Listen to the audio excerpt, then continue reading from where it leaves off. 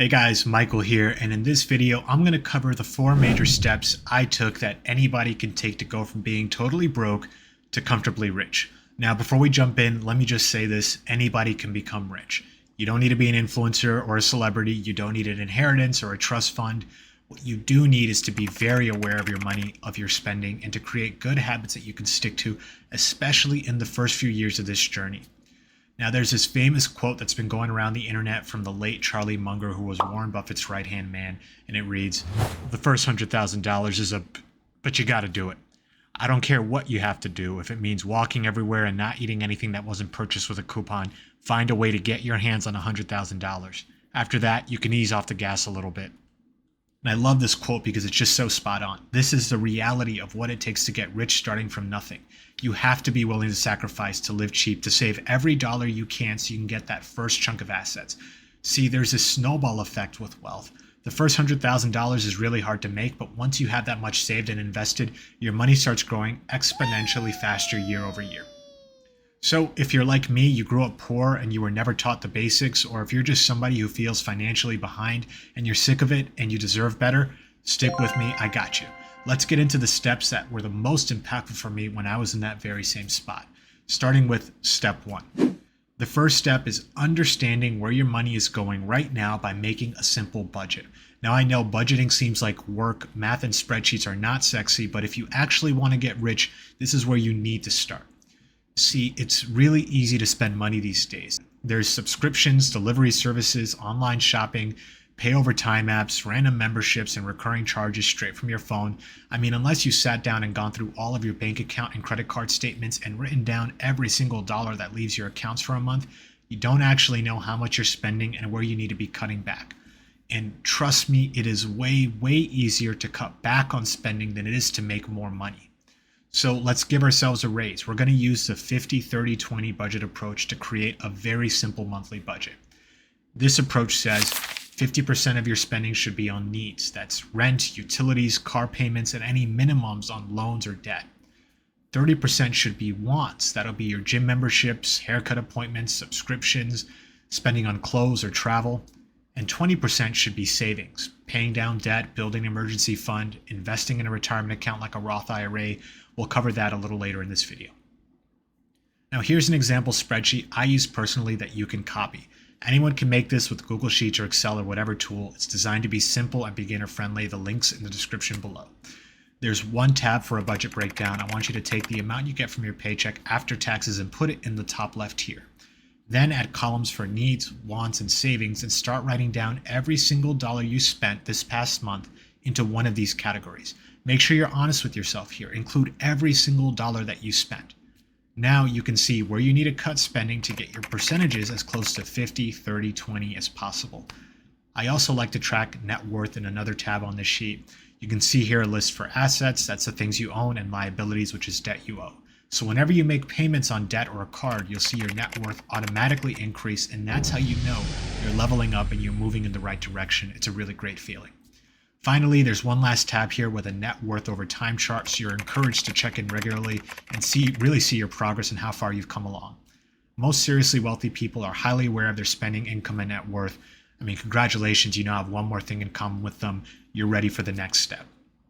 Time for the next level. Step 2. Okay, now that we know how to make a budget, and hopefully, seriously, everyone here watching makes one, well, what's next? The second step is we need to learn how to allocate our income. You might ask, once I've got all my monthly needs covered, where do I actually put the rest of the money I make? Do I invest in stocks if I don't have any retirement yet? Do I buy vintage Pokemon cards? No. Please, don't. Do I save for down payment to get in the real estate game? Do I pay down my credit cards? I mean, luckily for us, especially in the first few years of this journey from broke to rich, it's pretty easy to know what we should be doing.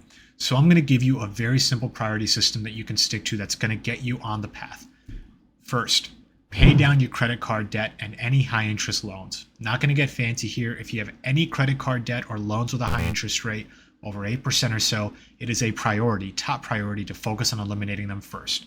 If you have these kinds of loans or debt, banks are robbing your paycheck with interest fees. We need to stop that immediately. We're never going to get rich that way. Next priority. Once you have no credit card debt, build an emergency savings. Now, if you're young, like early 30s-ish and under, you have no kids or family, 1 to 2 months of expenses saved is enough. We need to get you investing. If you're older, you have kids or dependents, you're going to need more of a cushion. Save up 3 to 6 months of expenses in a savings account, depending on your circumstances, like if you have a mortgage or you don't have job security. Now, last priority, but not least, any excess is going to go into investing into your Roth IRA account. This is a specific kind of retirement account that just about everybody should have.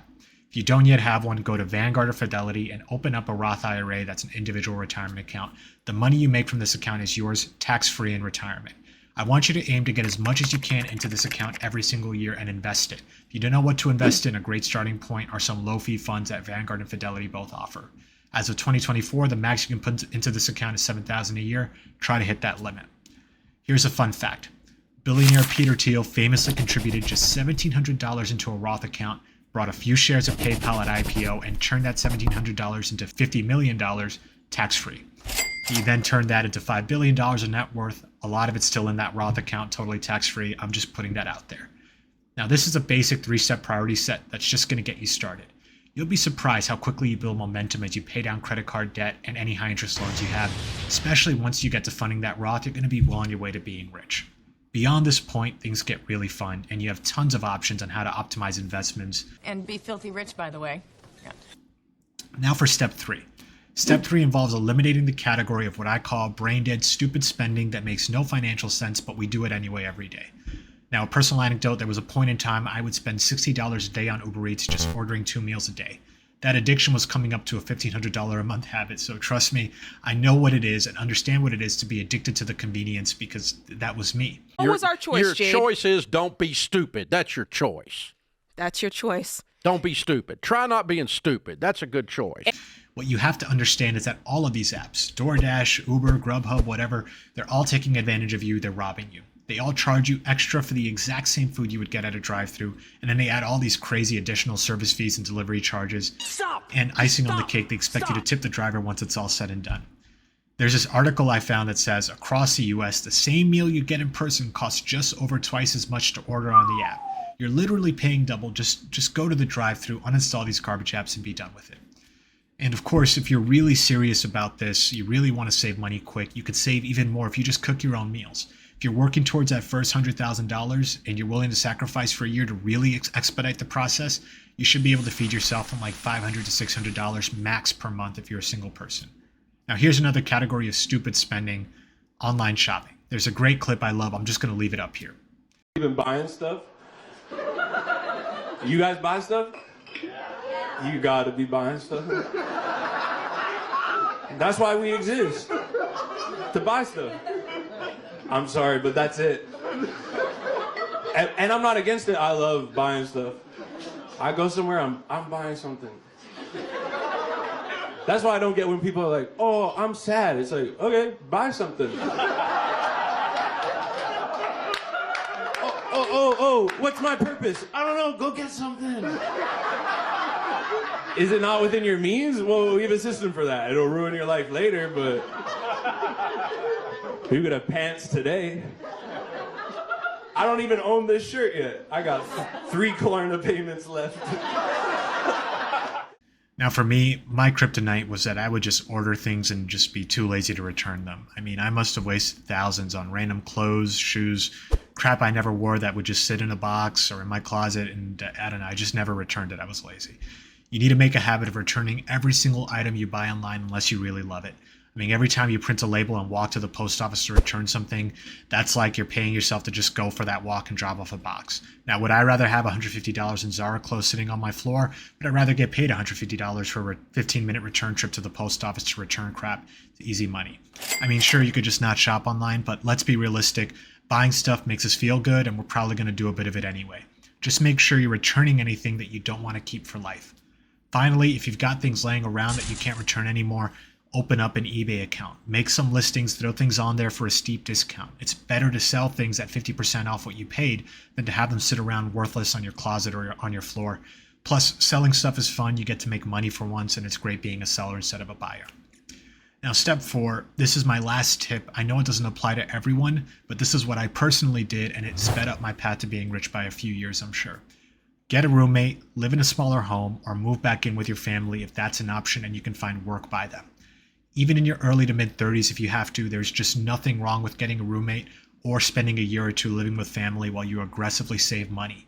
Again, personally, I lived with my mom for a year and a half after college while I studied for a career transition into tech, and I worked for a local phone company. My mother has a fantastic basement. Even though I was making way less money back then, I was saving like 90% of my income. I barely spent anything and it was awesome.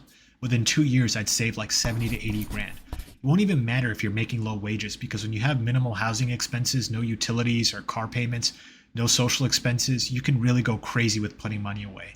So for me, hibernating for a year or two, totally worth it if you have family that's going to let you stay with them and you're in a position to do so. Don't be ashamed. Be proud of the fact that you're making this financially smart choice to lay low. Otherwise, getting a roommate and splitting rent, also a great option. Currently, the median rent in the US is $2,100 according to Zillow, which is just insane. I mean, I just don't know how people are living with that. If you can save even $500 a month extra from cutting that down, just so much easier to get rich. With that, thank you very much for watching. I hope you enjoyed the video. Leave a like, comment, and subscribe. I hope to make a lot more like it. I've worked in the financial services space for the past 10 years or so, and I've personally helped a lot of friends and family with their finances over the years. I just really love the topic of wealth and sharing the information that I wish I had when I was starting out. Now I want to hear from you. Do you have any financial habits that are just awful you can't seem to kick? Are there any topics you want to hear me talk about in my next video? Let me know, and until next time, peace.